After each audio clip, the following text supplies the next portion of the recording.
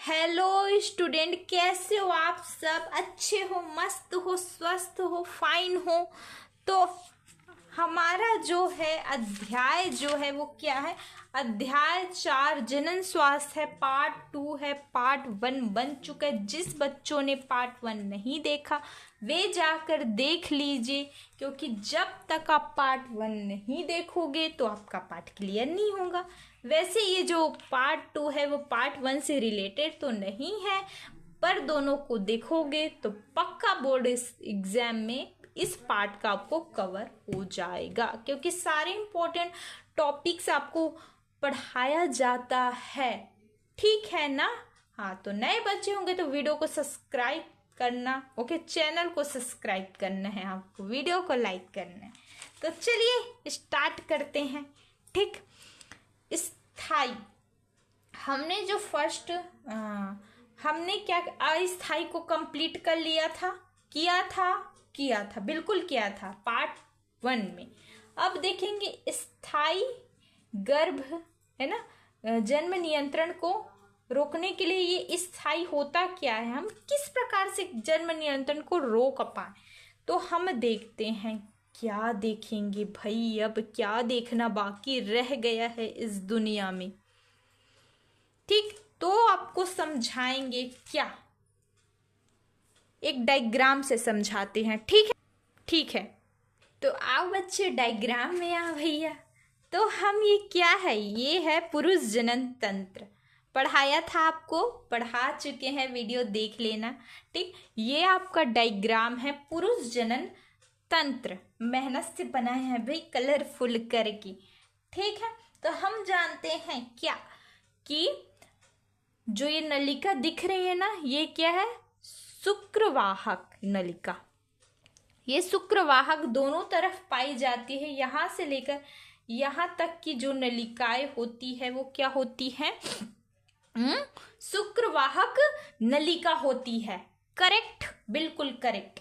तो हम क्या करते हैं, पुरुष में है ना, ये पुरुष जनन तंत्र है, तो पुरुष में इसी शुक्रवाहक नलिका को यहाँ से क्या काट देंगे। कैसे? ऐसे काट देते हैं डॉक्टर लोग चिकित्सीय इलाज करके, या फिर हम बोले तो विज्ञान की भाषा में ऐसे करके इसको काट देते हैं। इस नलिका को यहाँ से भी काटेंगे ऐसे करके, है ना, ऐसे करके कच्च से इन दोनों नलिका को काट देते हैं। क्लियर हुआ? ठीक है, काटा। तो इसका देखना डायग्राम हम लाते हैं यहाँ पे गाइड में। बिल्कुल ऐसी संरचना है, ऐसी, ये देखो, इसको संरचना खोजो। ये वाली संरचना आपको दिखी? बिल्कुल दिखी मैडम, बिल्कुल दिखी, है ना। तो जब काटेंगे तो क्या ये अलग अलग हो जाएंगे? ये देखो अलग अलग हो गए। इसको काटा और यहाँ बांधा। देखो यहाँ पे कुछ ऐसी ऐसी जो संरचनाएं मिल रही, ऐसी ऐसी, है ना। काटा और बांधा, तो इसको क्या बोलेंगे, है ना, इसको क्या बोलेंगे? जब नर के जो शुक्रवाहक को काटेंगे और जो बांध देंगे, ठीक है ना, तो इसको क्या बोलेंगे? वेसिकटॉमी कहेंगे। याद रखना है आपको, वेसिकटॉमी कहेंगे। क्लियर हुआ? अर्थात कि क्या? शुक्रवाहक उच्छेदन, है ना, शुक्रवाहक उच्छेदन। यहाँ पे देखना वही लिखा है भैया, जब इसमें नर में शुक्रवाहक उच्छेदन अर्थात कि वेसेक्टॉमी कहते हैं, जब काटेंगे वाटेंगे वगैरह वगैरह। उसके बाद देखते हैं मादा में क्या होता है ना। मादा में देखें, पहले नर को तो देखा, मादा को देखो। ठीक, तो मादा में देखना यहाँ पास, इसका भी एकदम मस्त कलरफुल है, अच्छे से समझ में। तो मादा में कहाँ है? तो मादा में वही है भाई, यहाँ से लेकर यहाँ तक की जो अंडवाहिनी होती है ना, दोनों पार होती है ये जो नलिका संरचना। तो इसको ऐसे काट देंगे, ऐसे काटेंगे, ऐसे काटेंगे, काटेंगे और बांध देंगे फिर से। तो कैसी दिखेगी ये संरचना? तो देखो ऐसी दिखेगी। दिखी आपको? दिखी? हाँ दिखी। यहाँ पे देखो, काटा और बांधा, ये देखो काटा बांधा, इसको क्या बोलते हैं? ट्यूबेक्टॉमी अर्थात कि नलिका उच्छेदन। ठीक, उसी को लिखा है। इसमें नर के शुक्रवाहक व मादा के अंड वाहक नलिका को काटा या बांधा जाता है। ओके, इसमें नर में शुक्रवाहक उच्छेदन वेसेक्टोमी और मादा में नलिका उच्छेदन ट्यूबेक्टोमी, दोनों को आपको याद रखना है। नेक्स्ट देखते हैं गर्भपात क्या होता है। ओके, हम जानते हैं कि क्या जब मादा गर्भाधारण होती है ना, तो 1 से जो 3 महीने में जब वो गर्भ धारण करती है, गर्भपात करती है, तभी हम बच्चे को गिरा सकती हैं। उसके बाद गिराएंगे तो मादा की जान को क्या होगा, खतरा होगा, है ना। वही लिखा है 1 से 3 महीने में ही गर्भपात किया जाता है, ठीक है ना। अगर इससे अधिक महीने में हो जाए तो मादा की जान को क्या होगा, खतरा होगा। क्या खतरा होगा। इसका एक एग्जाम्पल है क्या, तो देखना जरा इसका एग्जाम्पल को, तो देखते हैं इसको। एमिनोसेटेसिस क्वेश्चन आता है, एमिनोसेटेसिस सभी आते हैं वैसे, है ना, किसी को नहीं बोले, सभी आते हैं, माइंड में आ जाए तो कुछ। एमिनोसेटेसिस याद रखना है, ये क्या है, क्या है। जब हम बच्चे को पता चलेगा कैसे, जैसे कि मादा में क्या है, अनुवांशिक रोग है ना। यदि मादा को क्या है, कुछ भी अनुवांशिक रोग है, समझ जाओ एड्स वगैरह है, या मादा को कुछ रोग ही नहीं है, तो हम देखेंगे कि हमारा बच्चा सेफ है ना, सुरक्षित है या असुरक्षित है। तो एक चिकित्सीय टेस्ट किया जाता है ना। डॉक्टर लोग क्या करते हैं, मादा को जो गर्भ में है ना, पेट में एक इंजेक्शन लगाते हैं। क्या लगाते हैं, इंजेक्शन लगाते हैं, ठीक है। इंजेक्शन में जो बच्चे के चारों ओर क्या पाया जाता है, एक लिक्विड पाया जाता है ना। उस लिक्विड को क्या करते हैं, निकालते हैं। क्या करेंगे, पहले उस लिक्विड को इंजेक्शन है ना, ऐसे ऐसे गोभेंगे, और ये देखो गर्भ है, तो उस लिक्विड को ऐसे निकाल देते हैं, ठीक। उसके बाद उसका परीक्षण करेंगे, हाँ, तब पता चल जाएगा कि हाँ, कि मादा को मतलब कि उस शिशु को कुछ रोग नहीं है ना, कुछ नहीं निकला है ना, तो शिशु को कुछ रोग नहीं है, कुछ निकला तो हाँ रोग है। इसका एमिनोसेटेसिस का लोग गलत इस्तेमाल करते हैं। कैसे, इससे नर और मादा का भी पता चल जाता है कि हाँ वो शिशु क्या है, लड़की है या लड़का है, तभी तो है ना बच्चे को गर्भ से गिरा दिया जाता है यदि लड़की हुई तो। इसी कारण से ये क्या है, कानूनन अपराध है, ठीक है ना। हाँ, तो इसमें यह पता चलाया कि बच्चे को कोई बीमारी तो नहीं है ना, कहीं अनुवांशिक रोग तो नहीं है, ठीक है। इसके गलत पता लगाया भी जाता है। वो कैसे, जो शिशु है वह नर है या मादा है ना, ये पता लगाया जाता है। बच्चे के चारों तरफ लिक्विड होते हैं, तो डॉक्टर उस लिक्विड को इंजेक्शन द्वारा निकालते हैं और पता लगाते हैं। यदि भ्रूण को अनुवांशिक रोग है तो भ्रूण का क्या करते थे, गर्भपात, अर्थात कि उस भ्रूण को गिरा देते हैं। कई मादा होती है कि नहीं, मैं अपने बच्चों को नहीं गिराऊंगी, उसको स्वस्थ ही पैदा होगा, ऐसे मादाएं सोचती है ना, माता। तो ऐसा भी होता है, चमत्कार वगैरह, है ना। हाँ, तो नेक्स्ट टॉपिक देखते हैं, यौन संचारित रोग। ये मोस्ट है, 5 नंबर में आएगा, है ना। यौन संचारित रोग क्या है, सेक्सुअली ट्रांसमिटेड है ना डिसीज, सेक्सुअली ट्रांसमिटेड डिसीज। इसको जो फुल फॉर्म होता है 1 नंबर में आता है कि हाँ, STD का मतलब फुल फॉर्म लिखिए, हिंदी में भी लिखना है आपको, इंग्लिश में भी, तभी आपको अच्छे नंबर मिलेंगे। ओके, यौन संचारित रोग क्या होता है, तो देखते हैं। यह रोग नर से मादा व मादा से नर में हो सकते हैं। कैसे होंगे, जब जो नर का होता है वो शिशन मिलेगा और मादा की जो योनि मिलेगी, तो ऑब्वियसली भाई रोगों का क्या होगा, ट्रांसफर होगा, है ना, वही बताए गए हैं। क्लियर। हाँ, तो इसके कुछ पॉइंट्स है। तो फर्स्ट में आता है सुजाक। ये सुजाक होता है क्या, तो आपको 2-3 उदाहरण आपको ज्ञात रखने हैं। पूछेगा यौन संचारित रोग क्या है, इसका फुल फॉर्म लिखो, है ना, तथा 2-3 उदाहरण भी लिखो, ऐसा आता है, ठीक। तो फर्स्ट उदाहरण में हमको क्या लिखना है, सुजाक। सुजाक को क्या बोलते हैं, इसे गोनोरिया भी कहते हैं, ठीक है ना। सुजाक को याद रखना है, गोनोरिया भी कहते हैं, या निसेरिया, रिया गोनोरिया, निसेरिया गोनोरिया, रिसेरिया, है ना। तो आपको गोनोरिया याद आ गया तो पता चल जाएगा कि हाँ यार ये तो नीसेरिया से बना है ना, नीसेरिया बैक्टीरिया के द्वारा उत्पन्न होता है, इसलिए इसका नाम क्या है, गोनोरिया पड़ा। क्लियर। इसके जो लक्षण क्या है हम देखते हैं, क्या क्या देखेंगे भैया, यहाँ पे देखना है ना बच्चों, ये क्या है, एक शुक्राणु ये नहीं बन रहा है ना, ऐसे बनता है, ऐसे ऐसे बना शुक्राणु, ये दिखा, ये अच्छे साफ साफ जगह पे बताएंगे ना, है ना, यहाँ पे बताते हैं,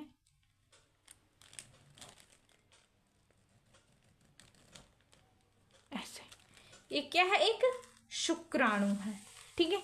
अब इस शुक्राणु के जो ये मूत्र मार्ग में क्या होगा, ऐसे कुछ होता है ना शुक्राणु, ऐसे ऐसे ऐसे ऐसे, है ना, तो इसको बोलते हैं शुक्राणु, ठीक। तो यहाँ पे जो मूत्र मार्ग में क्या होगा, अत्यधिक ज्वलन होगा इसको, जब उसमें क्या सुजाक रोग या गोनोरिया रोग होगा तो ये मूत्र मार्ग में जलन होगा, है ना। ये मूत्र जब यहाँ से ऐसे त्यागेगा तो बहुत इसको क्या होगा, दर्द महसूस होगा, ठीक है ना। ये सीसन मुंड, इसको क्या बोलते हैं, सीसन मुंड, ये होगा क्या, येलो कलर का, है ना, पीला हो जाएगा, पीला रंग का।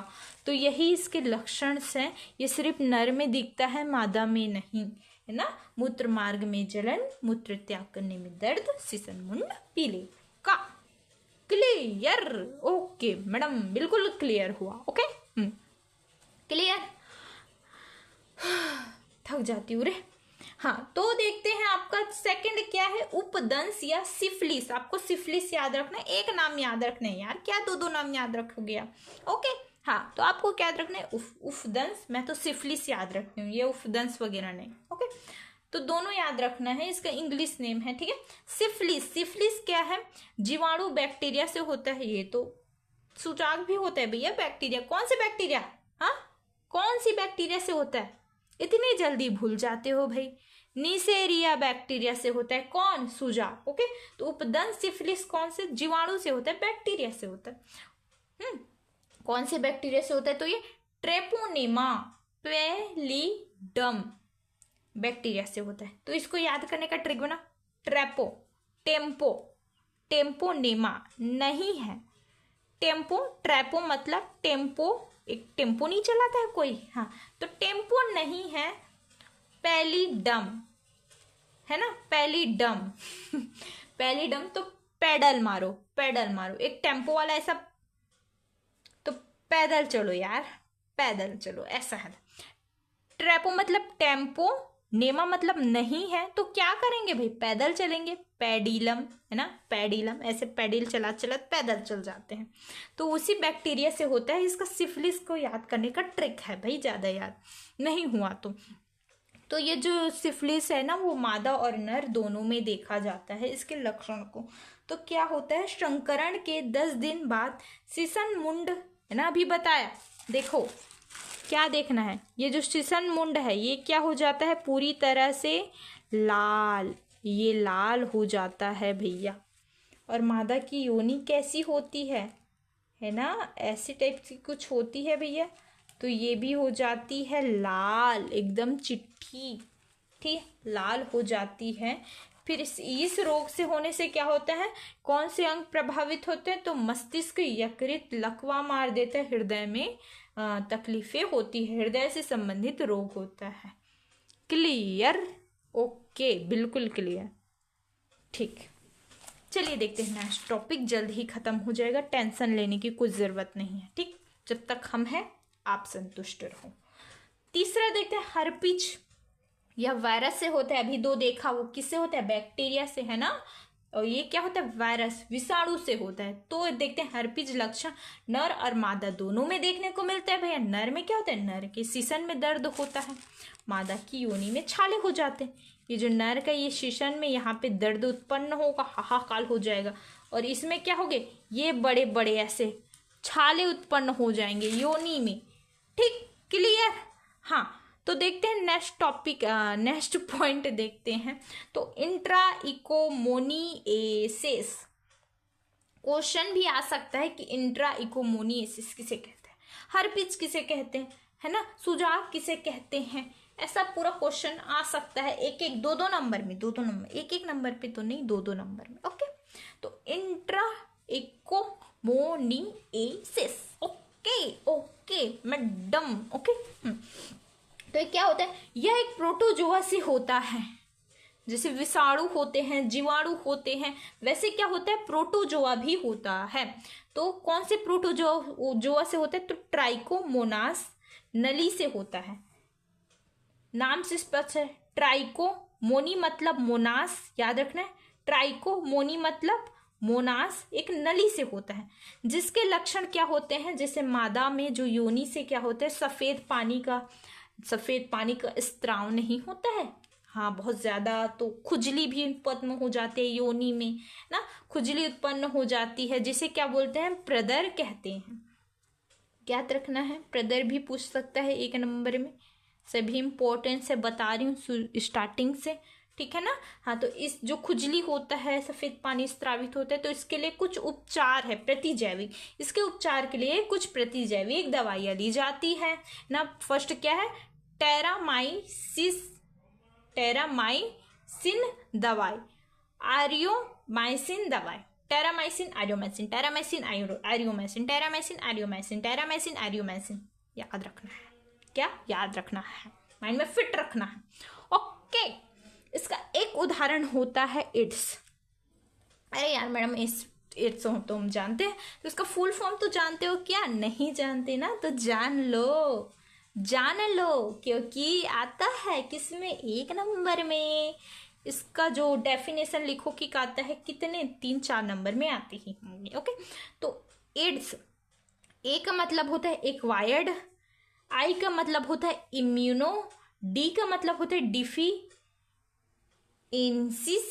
और एस का मतलब होता है syndrome. Clear, acquired immuno deficiency syndrome, ठीक। यह वायरस विषाणु HIV से होता है। क्लियर, HIV मैंने पढ़ाया है कि नहीं, फुल फॉर्म बताओ जल्दी कमेंट में बताओ। तो क्या होता है, ह्यूमेन, यहाँ पे लिखूं दादा, मैं यहाँ पे जरा लिखूं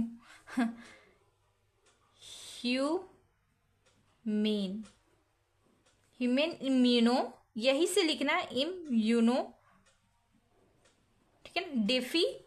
डेफिशिएंसी ना, डेफिशिएंसी वायरस,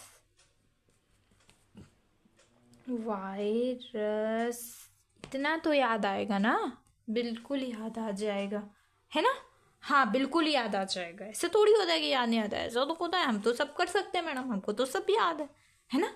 हाँ होता है ऐसा। हाँ, तो एड्स से क्या होता है, हम जानते हैं कि एक से दूसरे व्यक्ति में जब हम संबंध बनाते हैं, कौन सा, यौन संबंध बनाते हैं जब नर और मादा, तो एड्स एक ना नर को होगा एड्स या मादा को होगा एड्स, तो ऑब्वियसली वो एक से दूसरे व्यक्ति में जाएगा, है ना।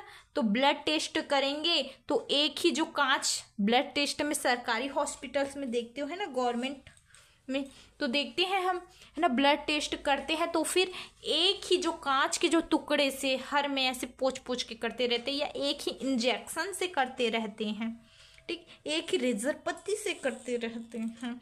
और जैसे कि जो टैटूस वगैरह बनाते हैं तो मशीन से करते हैं ना, तो वहाँ से भी जो क्या होता है, जो व्यक्ति को जो रोग होता है ना, वो दूसरे व्यक्ति में चले जाते हैं। क्लियर, हाँ बिल्कुल क्लियर, है ना। इंजेक्शन से भी होता है कि हाँ एक व्यक्ति को इंजेक्शन लगा रहा है तो दूसरे व्यक्ति को, जो झोला छाप डॉक्टर्स होते हैं ना कि MBBS, वो तो समझदार है, ठीक है, झोला छाप डॉक्टर होते हैं जो गांव में होते हैं, वो लोग एक ही इंजेक्शन से लगाते रहते हैं, तो ये रोग फैलता है, ठीक है ना। हाँ हाँ हाँ बिल्कुल। हाँ, तो इम्यूनो एक्वायर्ड, है ना, डेफिशिएंसी जो होते हैं वायरस, ठीक है। तो ये क्या होता है, प्रतिरक्षा तंत्र को कमजोर कर देता है भाई, तभी तो ये रोग, प्रतिरक्षा अर्थात के रोगों को लड़ने की क्षमता, हमारे शरीर में एक तंत्र होता है जो रोगों से लड़ता है, इसको क्या करते हैं, कमजोर करेगा, तभी तो एड्स बीमारी घुसेगी हमारे शरीर में, ठीक। नेक्स्ट देखते हैं जनन अंग के हिस्से। जनन अंग के हिस्से में मस्सा वगैरह आ जाता है ना, मस्से। हाँ, तो जनन अंग के मस्से में एबोलोमा वायरस से होता है। टैबोलोमा, अरे टैबो है ना, टैबोलोमा वायरस से होता है। इसका कोई ट्रिक नहीं है। हाँ, बहुत गंदा ट्रिक बनाते हैं हम, आपको कहाँ पसंद आएगा आप लोगों को, है ना। तो टैबोलोमा वायरस से होता है। देखते हैं इसमें क्या होता है। जो देखते हैं ना, ये सबसे ज्यादा स्त्रियों में देखा जाता है, मानो तो ये स्त्रियों में देखा जाता है, ना कि पुरुषों में। स्त्रियों में होता है, भयानक तरीके से होता है, सबसे खतरनाक, जिससे स्त्रियों की क्या होता है, जान को खतरा होता है या मृत्यु भी हो जाती है कई बार। तो जनन जो अंग होता है वो नुकीला हो जाता है। किसकी, स्त्रियों या पुरुषों की? अधिकतर स्त्रियों में देखने को मिलता है। तो भी बताया गया है, जनन अंगों का नुकीला मस्सेदार संरचना निकलती है। यह मादा में सबसे अधिक खतरनाक होते हैं, जिनके कारण मादा की जान को क्या होता है, खतरा होता है। नर में बहुत कम पाई जाती।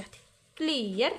ये बंध्यता आता है भैया। क्या होता है मैम ये बंध्यता? मेरे को तो नहीं पता। अरे अभी समझ लो यार, इसमें क्या दिक्कत है। तो बंध्यता क्या है? जनन योग्य नहीं होता है, ठीक है ना।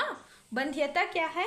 जनन योग्य नहीं होता है। हम जब देखते हैं, यदि मादा की योनि और नर का जो होता है वो शेषण जब संलयित होते हैं, दोनों युग्मक जब संलयित होते हैं, तो संलयित होने के बावजूद भी, है ना, जो बांझपन है ना, बांझपन कहा जाता है इसको, तो वो क्या होते हैं, जो शुक्राणु होता है वो प्रवेश नहीं कर पाते हैं, ठीक है ना। मादा के अंडाणु में वे नष्ट हो जाते हैं, बिल्कुल प्रवेश नहीं कर पाते हैं, या फिर बनते ही नहीं है, समझ लो, है ना। गर्भाधारण ना हो पाने की प्रक्रिया को ही बंध्यता कहते हैं। क्लियर। तो IVF पात्रिक निषेचन, हम बोलते हैं ना, test you baby self, IVF कराइए, ऐसा टाइटल में आता है, टीवी में विज्ञापनों में आता रहता है, ये तो आप जानते हैं। IVF क्या होता है, इसका full form in vitro fertilization, ठीक है ना। In vitro fertilization test you baby सेल्फ, पात्रिक निषेचन बोलते हैं इसमें। इसमें क्या होता है, मादा के शरीर, है ना, निषेचन मादा के शरीर के अंदर नहीं होता है, इसमें याद रखना है। क्या होता है, क्या होता है निषेचन, क्या होता है निषेचन, तो आपको बता दूं मैं, जरा इसको हटाओ जरा, बहुत ही ज्यादा एकदम डिफिकल्ट वाला है ना। हमने क्या कहा, ये जो मादा है, मादा समझ लो, इसके शरीर के अंदर निषेचन नहीं होगा ना। मादा के ये जो शरीर के अंदर निषेचन नहीं होगा, तो कैसे होगा मैम? हाँ, कैसे होगा? तो हम देखते हैं कोरक खंड, आपको पता है ना कोरक खंड किसे बोलते हैं? कोरक खंड नहीं पता रे? क्या हो रे, कोरक खंड नहीं पता? हाँ, तो 8 कोरक खंड होते हैं, 3 ऊपर में होता है, ये 2 बीच में होता है, 1 2 3, या फिर ऊपर में 1 या ऐसे 2। यहाँ पे ये गलत करो, बहुत वो हो गया ना, फनी टाइप का। तो ये देखते हैं, है ना,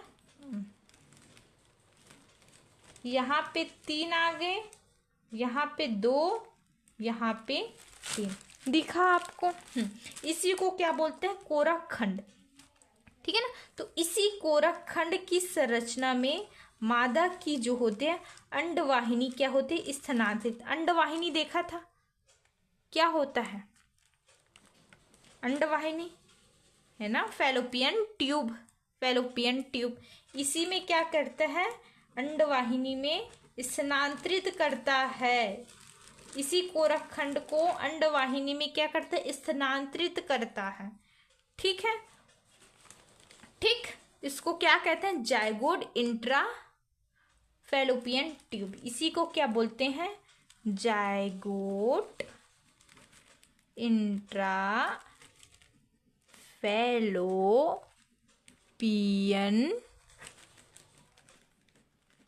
ट्यूब। जायगोट का आपको याद रखना है जे, इंट्रा का आपको याद रखना है आई, फैलोपियन का आपको एफ, और ट्यूब का आपको याद रखना है क्या, टी।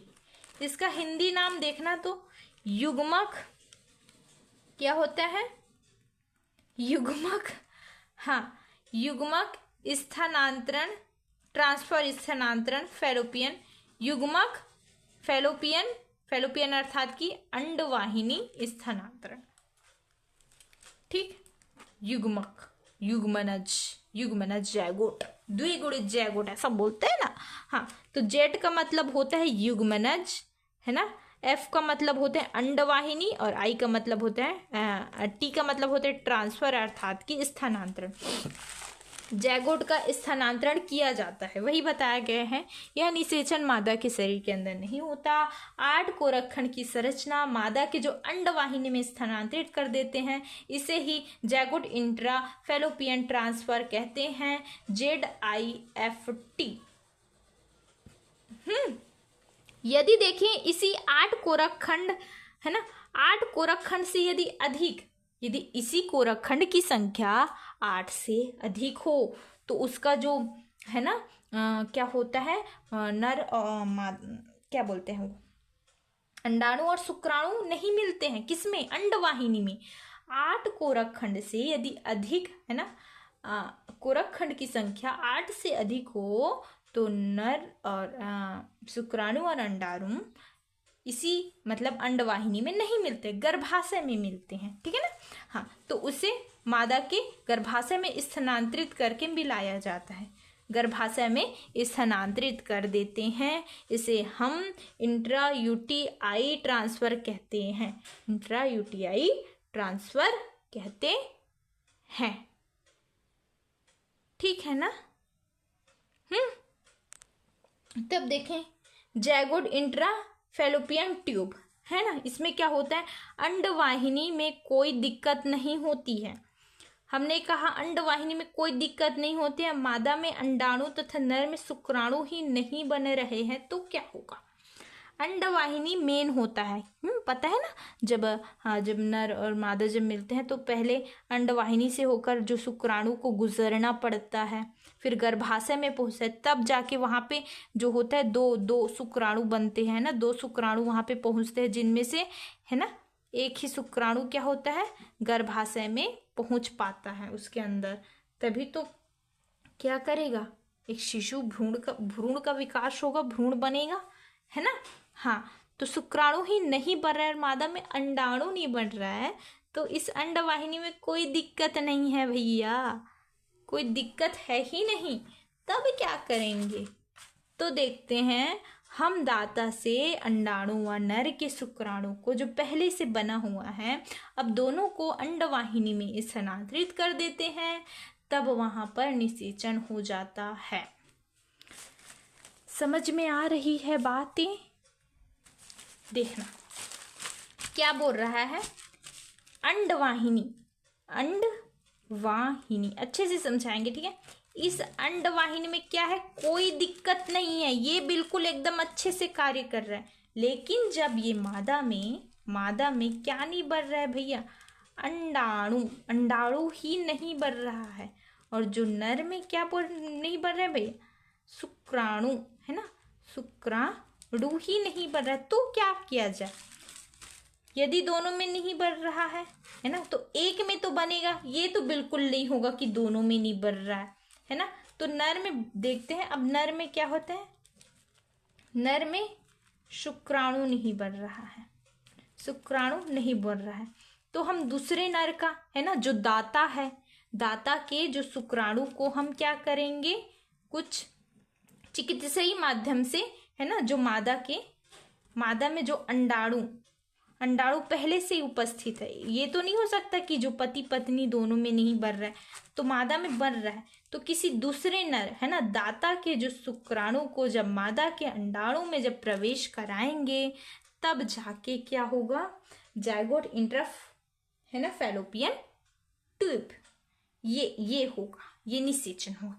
यदि वहीं पर देखें मादा के जब अंडाणु में क्या है, मादा का जो अंडाणु में क्या है, दिक्कत है, ये नहीं बन रहा, और माना कि जो नर के जो शुक्राणु है ना, ये बन रहा है, तो क्या होगा, ये तो बन रहा है, तो हम दाता, है ना, इस जो शुक्राणु को दाता है, दाता के, है ना, दाता के इसमें ट्रांसफर कर देंगे, शुक्राणु को किसी अन्य महिला में ट्रांसफर कर देंगे। जब इसका अंडाणु और ये जो ये नर का जो शुक्राणु मिलेगा तो ऑब्वियसली भैया एक भ्रूण का निर्माण हो जाएगा, गर्भधारण हो जाएगी।